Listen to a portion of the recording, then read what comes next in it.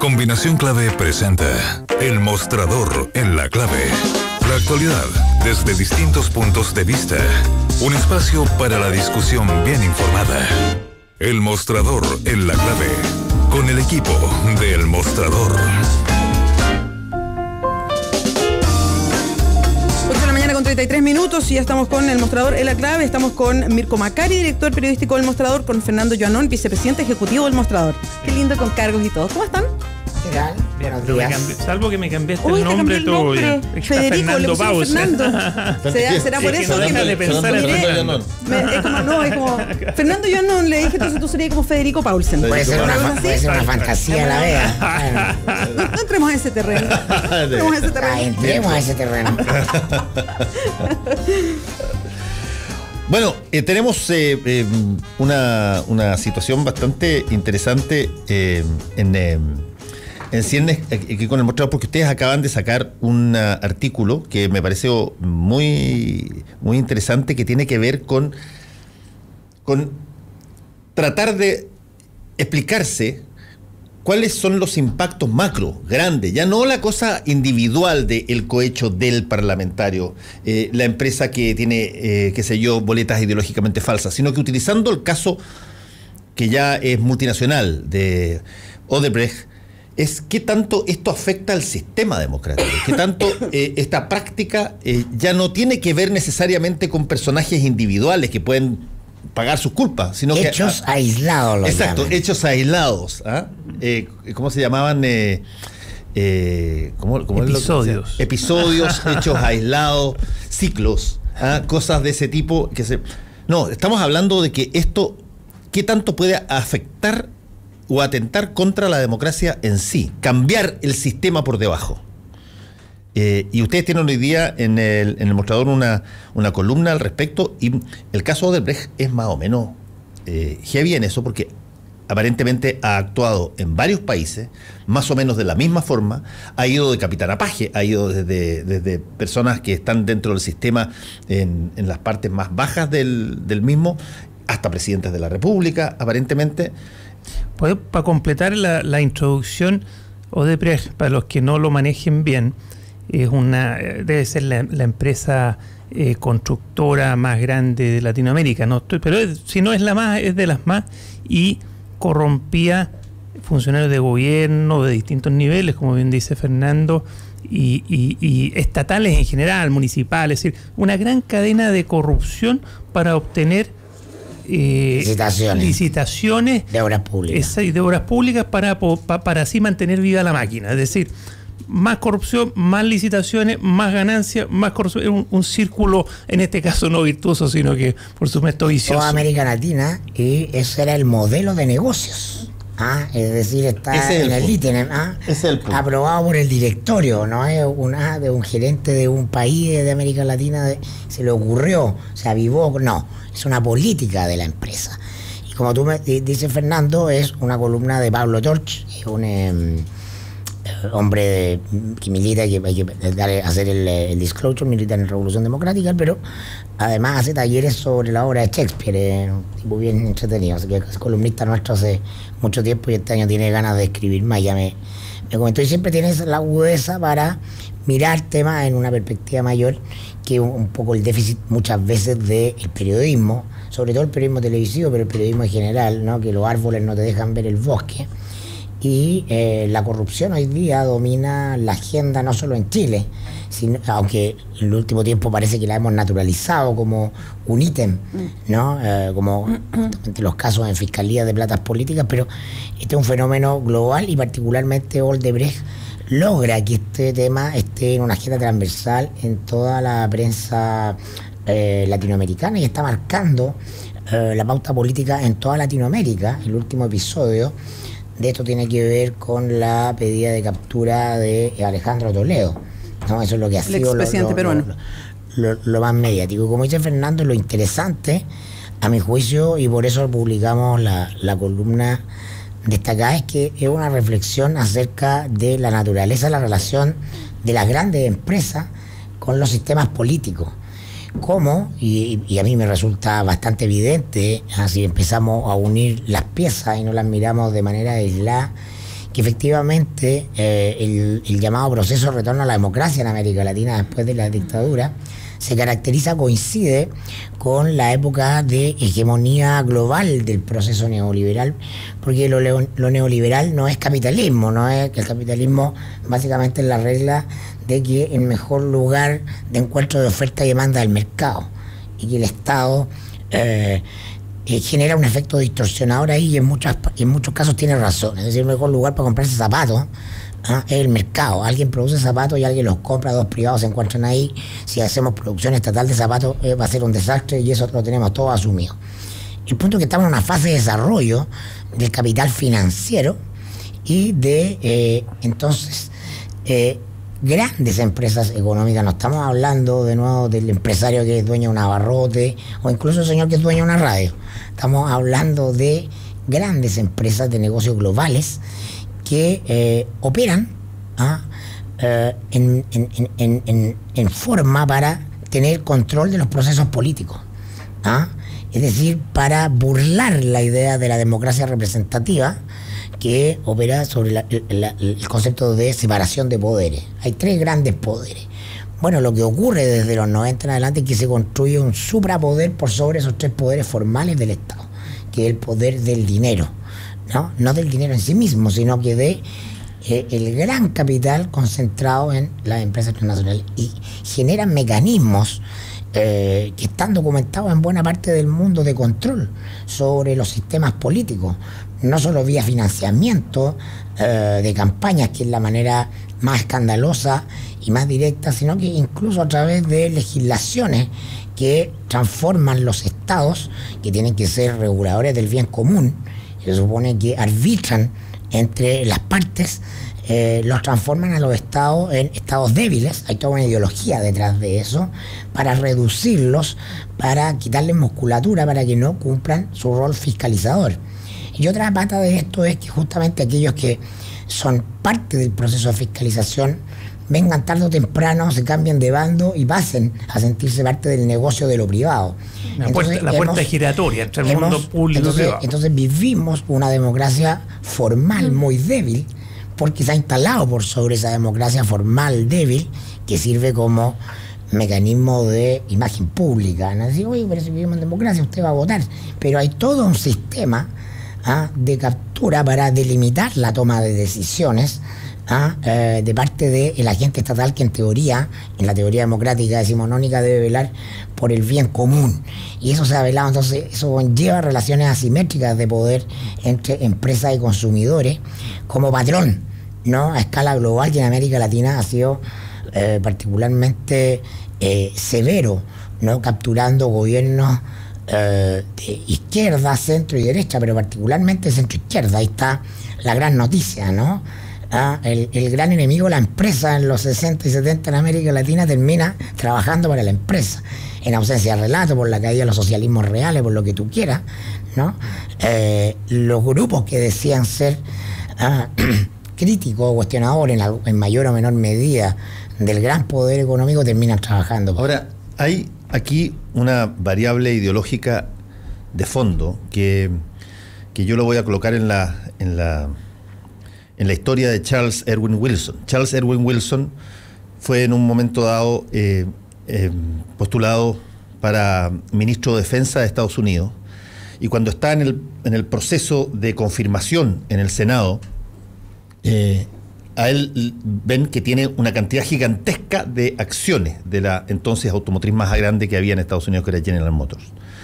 ¿Año? General Motors. ¿Año? Esto debe haber sido más o menos cerca del 50 y algo, o quizá un poquito antes. Bueno. Y el hecho es que le preguntan si es que él no siente conflicto de interés al ser un gran accionista de esta fábrica de automóviles, y al mismo tiempo tener que licitar grandes producciones militares, entre las cuales General Motors también trabajaba haciendo este tipo de productos. Y él responde con una frase que es yo te diría, un axioma ideológico, que Odebrecht perfectamente podría decirla también para justificarse, que dice, perdón, pero yo siempre he entendido que lo que es bueno para General Motors es bueno para Estados Unidos. Y Y yo creo que muchas de estas empresas no se asumen a sí mismas cuando hacen estas cosas como criminales, o como delincuenciales, o como incentivadoras de la corrupción al interior de un gobierno, sino que se miran a sí mismas como empresas que al dar trabajo, al aumentar sus propios ingresos, chorrean, dan cuenta de una realidad y así se justifica ideológicamente lo que se hace. Porque hacer más grande damos trabajo. Porque lo hace más grande, damos trabajo. Aumenta el crecimiento. En un país como este, donde hasta ministros de Estado de gobiernos de izquierda, cada cierto tiempo recomiendan cuidar la pega. Yo encuentro que es una de las frases más amenazantes que yo he visto en mi vida. Horrorosa. Sí. ¿Qué significa cuidar la pega? No hagáis ninguna olita, compadre. No hagas pero ninguna tontera, no reclames, no pidas aumento de sueldo cuando no te corresponde, quédate callado, sé parco. ¿Cómo se cuida la pega en Chile? Cuando tú tienes una situación de ese tipo, bueno, la empresa no tiene por qué considerar que lo que hace es delito. Lo que ellos se miran a sí mismos y dicen lo que nosotros estamos haciendo es, con el tamaño que tenemos, es generar más trabajo, más inversión, es generar más recursos que traemos desde el extranjero para acá. Es la ideología que justifica aquello. O sea, aquí no hay ninguna actividad intrínsecamente mala de ningún actor. Incluso si tú analizas las premisas desde las cuales aquí ese ministro de Hacienda recomienda cuidar la pega, ¿no? Hay una coherencia que tiene que ver con la ideología dominante. Finalmente, lo que uno discute es el sistema. Las personas son hijas del sistema. Vivimos en sociedades. Pero lo que ocurre es que, como tú bien decías, se ampara un cierto sentido común, todavía tiro la palabra, y todos empezamos a funcionar dentro de esa lógica. Pero lo que tú decías, que el Estado, al momento de quitarle musculatura, los discursos empiezan a ser, los relatos empiezan a ser más o menos similares o más o menos equivalentes, y es cuestión de cada uno de darle mayor o no jerarquía. Pero los relatos no tienen igual jerarquía, por eso el Estado tiene que velar por el bien común. Y si bien es cierto, las empresas, al velar por su propio bien y por maximizar las ganancias, aquí no es la nota ahí, el artículo, ahí se le queda una arista. Las empresas no solo son maximizadoras de utilidades, es más complejo, pero oyendo lo que decía, al perseguir su bien, en alguna medida hacen bien, generan empleo, todo eso es cierto, es verdad, pero y generan riqueza, pero que es bueno para todos, a la larga sí que se van distribuyendo, digamos, obviamente, pero por eso es importante un Estado con musculatura. Porque ese relato es un relato verdadero, importante, pero el mayor relato es que las cosas funcionen y los poderes estén divididos para que se fiscalicen entre sí, la prensa pueda cumplir con su pega, maneje información. Es decir, el relato global, que es el relato de un Estado funcionando, un Estado sano, es más importante que el otro relato si uno quisiera jerarquizar. Y eso es lo que va ocurriendo en una sociedad que se va desestructurando y dispersando, ¿no? Sí, voy a entrar a un tema y va a sonar súper ñoño, pero quiero que suene ñoño a propósito. Porque a mí me parece que hoy día estamos como en el mundo más cínico, en el sentido de que todos decimos, siempre ha funcionado así. Perdón, yo me siento, y quiero que suene bien ñoño, me siento que todo lo que yo creía que pasaba, y no siendo tan inocente, no pasaba de una manera como yo creía. Que siento que con todo esto que vamos conociendo cada vez más y hasta los niveles que llega, toda alguna fantasía o cómo se planteaba el mundo diciendo, mira, aquí opera un libre mercado y tiene sus ripios, pero la idea es que haya competencia para favorecerte a ti. Aquí hay un Estado que busca hacer el mejor trato, por eso tenemos licitaciones para buscar el precio más bajo y la mejor gente para que haga las carreteras. Lo voy a poner bien en ñoño. Y uno miraba eso y decía, mira, ese es el progreso, por aquí caminamos. Y la sensación de hoy día, de que en el fondo hay unos tipos que están con una forma de cruz arriba de madera y que están logrando que yo haga como un títere las cosas que ellos quieren o que digitan, me parece horrible. Y yo como que me he desayunado con todo esto y no siento que sea una tipa tan inocente. No, yo creo que todos nos hemos desayunado. Entonces es una sensación de desazón, sí. Es una sensación de desilusión, no solamente porque y por eso quiero alejarme como esta mirada cínica, oye, pero si el mundo siempre ha funcionado así, la gente quiere maximizar todo y dónde está, pues se roba lo que puede, porque yo no creo en eso, sino que es una sensación de desilusión respecto a lo que uno pensaba que podía ser un progreso más, a lo que uno que pensaba que se consideraba como injusticia, pero hay gente que cree que es la ley natural de las cosas. Entonces, esa sensación de desilusión es tan amarga. Cuando yo leía la columna, con eso me quedaba, como ciudadano, sentirme tan minúsculo, tan como que se rompe algo en lo que yo creía que avanzábamos. A mí me pasó lo mismo cuando leí la columna, fíjate, es descorazonador porque uno... qué buen término, y en la actividad periodística uno anda poniendo el foco, ¿cierto?, para que salga a la luz casos que hay que transparentar, de corrupción, ¿cierto?, de mal manejo del poder, de negociaciones incompatibles, pero casos a casos. Y acá lo que uno ve, lee y se descorazona pasar el mismo concepto, es que es mucho más. Y es casi una cosa endémica del sistema hoy día, estructural. Y Odebrecht es como el niño símbolo, ¿no? Es la empresa símbolo porque está en toda Latinoamérica con sus tentáculos. Y si damos un paso más, Odebrecht con su gran transnacional corrupta y corruptora, en definitiva, es dentro de todo una que funciona. Si uno puede dar un paso más y decir, algunas de esas ni siquiera funcionan. Acuérdense que hay algunas grandes transnacionales que lo que hacen es participar en licitaciones, bajar el precio, se lo otorgan, se gana, es decir, empieza a trabajar, empieza a obtener los recursos y después deja abandonar las obras.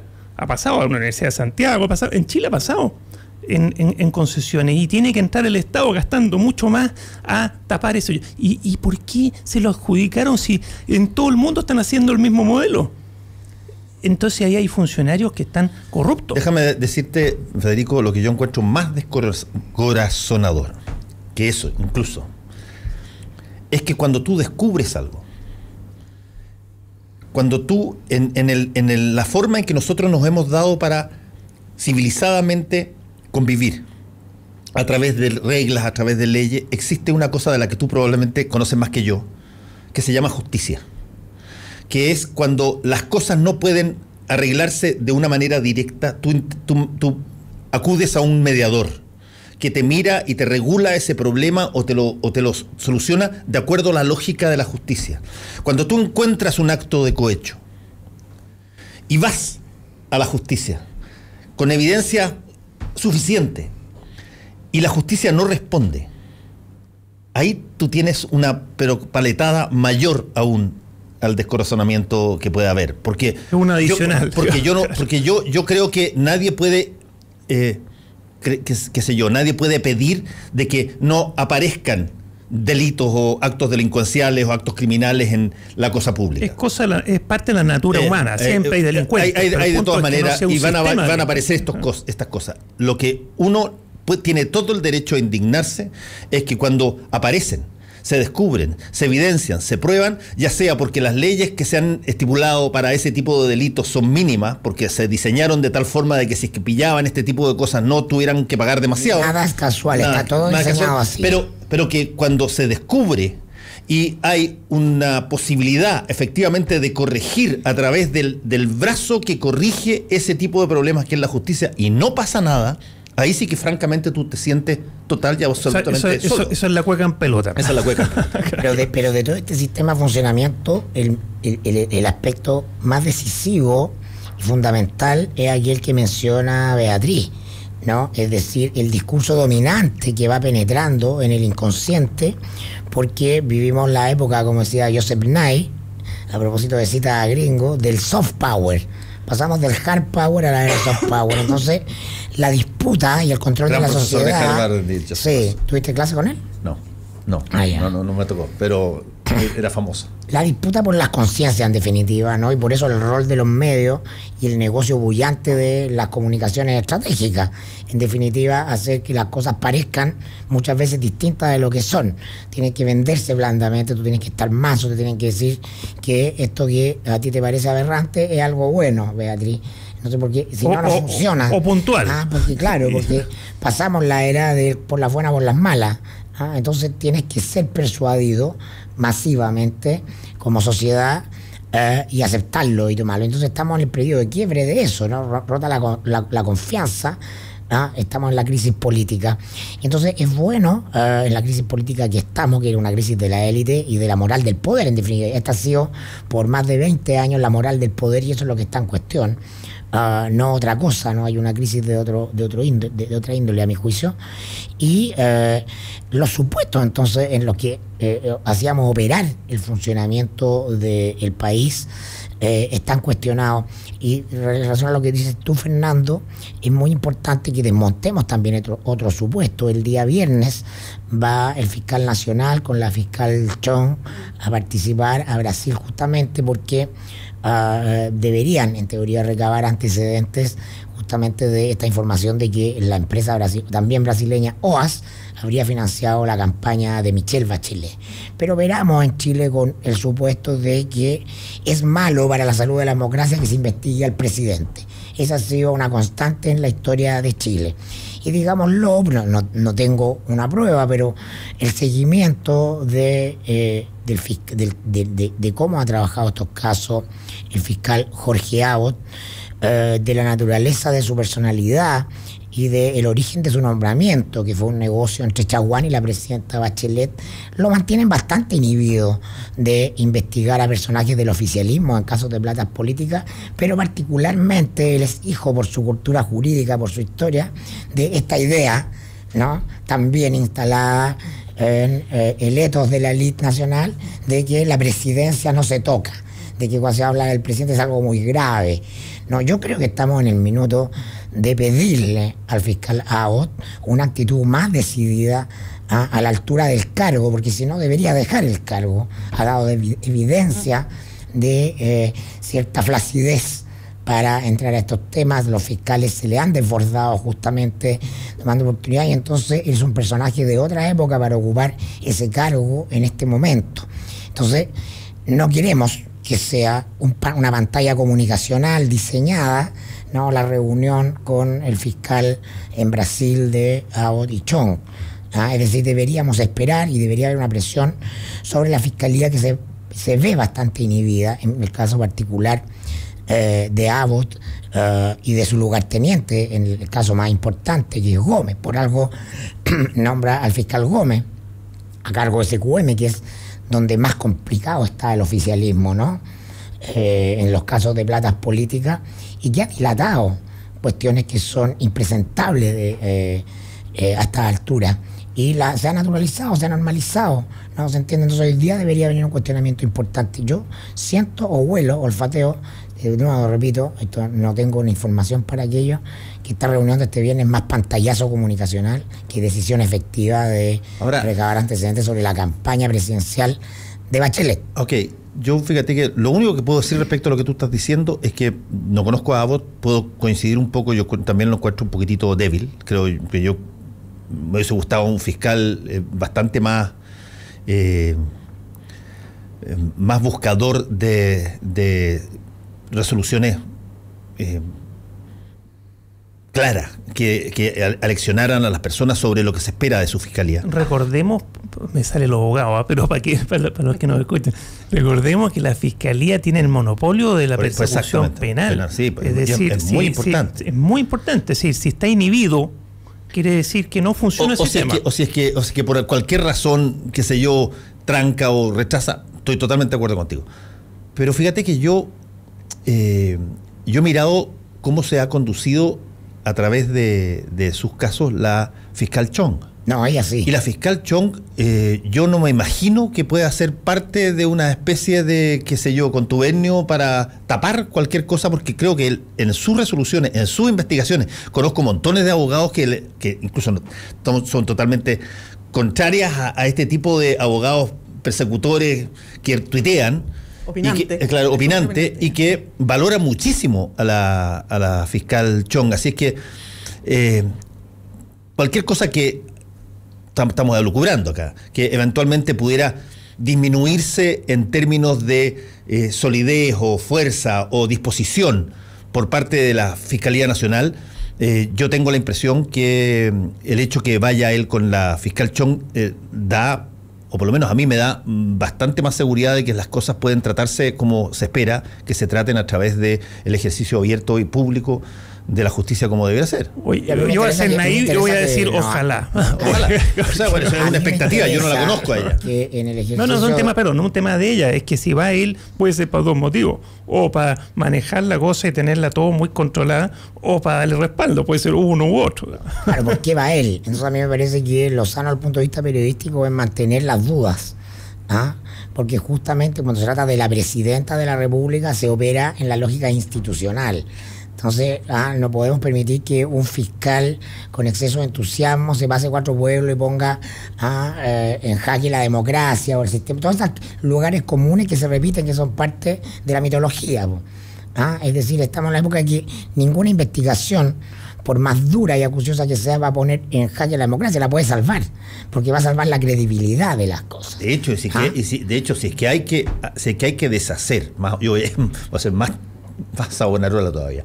Si es que hay que deshacer, creo yo, cosas que hacían que las cosas funcionaran espuriamente, bueno, este es el momento de hacerlo. Si llegamos al punto en que la investigación genera un clima político tal en que la presidenta tiene que renunciar, ¿no? Eso es lo que nadie puede verbalizar en Chile. Entonces, hasta aquí llegamos, porque más allá está el precipicio, ¿no? Es decir, pero los mecanismos institucionales los mecanismos institucionales en todos los países, sí. Calcula tú que en este momento están flotillas de abogados pensando a un mes de estar instalado cómo se le hace el impeachment a Donald Trump, y acaba de llegar. Es decir, los mecanismos institucionales legales para si es que efectivamente pasaron determinadas cosas que son criminales y que atentan contra la ley y afectan la autoridad en ejercicio, sea quien sea, los mecanismos institucionales están. Perdón, déjeme preguntar, ¿están realmente? Todo esto, sí, respecto a la presidenta todavía quiero preguntar bien, no estamos hablando en caso hipotético. Sí, estamos hablando si es que se descubriera, te voy a poner un ejemplo, pongamos el ejemplo así, olvidémonos de Michelle Bachelet. Si se descubriera que un presidente está involucrado en Chile en un acto ilegal, corrupción. Manifiesto de corrupción, manifiesto y abierto. ¿Existen mecanismos institucionales por los cuales? Obvio que existen. Existen y debieran tener una estabilidad. Lógico. Además que acuérdate tú que, de hecho, el principal que existe es que el presidente de la República, a diferencia de los jueces, a diferencia de que los senadores y los parlamentarios, no tienen fuero. Por lo tanto, tú no tienes que hacer un juicio de desafuero para que se dilata, que se hacen muchas veces extensivos en demasía, para intentar quitarles la calidad de protegido y de estar en iguales condiciones. El presidente de la República no tiene fuero en Chile. Por lo tanto, tú puedes acusarlo directamente, sin ningún tipo de problema. Perdón, solo para agregar algo, y lo preguntaba a propósito de que uno ve a los parlamentarios, algunos que han reconocido que reciben plata para votar por ciertas leyes y que siguen sentados votando leyes. Eso es impresionante. Por eso yo pregunto, ¿realmente toda esta gente sale? Sé que tiene que tener los juicios, pero hay cosas que se reconocen, ¿no? Es que hay varios niveles aquí. Primero, respecto de Abbott y de la Fiscalía como monopolio de la acción pública, penal pública, es raro que todo... Y en esto sí le encuentro la razón a algunos personeros de la derecha y extrema derecha. ¿Por qué los únicos que han pasado por la cárcel y que hoy día están sancionados? ¿Por qué es la puros personeros de derecha cuando hay un montón de gente donde incluso hay reconocimiento, hay mail, hay un montón de cosas de la concertación, del oficialismo y no pasa nada? ¿Por qué? Respecto a eso suena raro, ¿no? Ahí hay un tema de debilidad. Como asimetría. Que me lleva al punto original de esta discusión, que es la defensa del sistema democrático. El sistema democrático se defiende cuando tú ejemplarizas públicamente que hay ciertas cosas que no se pueden hacer.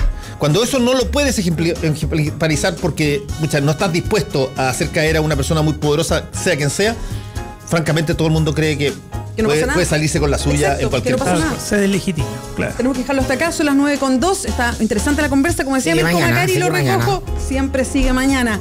Federico Yonon, Mirko Macari, muchas gracias. Nos vemos mañana. Nos vemos, gracias. Chao. 9:02, pausa, volvemos.